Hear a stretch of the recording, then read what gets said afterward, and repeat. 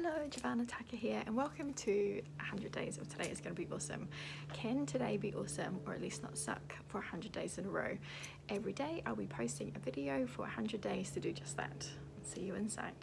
And remember, today's going to be awesome. If you're having a bad day and you're like, all right, today's wonderful, today's wonderful, today's wonderful, today's awesome, today's awesome, today's awesome, you would have to say that 10,000 times with emotional intensity. So like, today's awesome, today's awesome, today's awesome.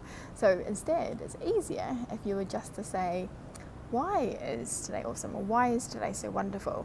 Because your subconscious mind, it answers questions, and so what it will do is it will then go off to find why your day is awesome, and you'll be able to switch it from the having a horrible day, today's not good, to having a good day, because your mind's going to go off and it's going to look for reasons why your day is good.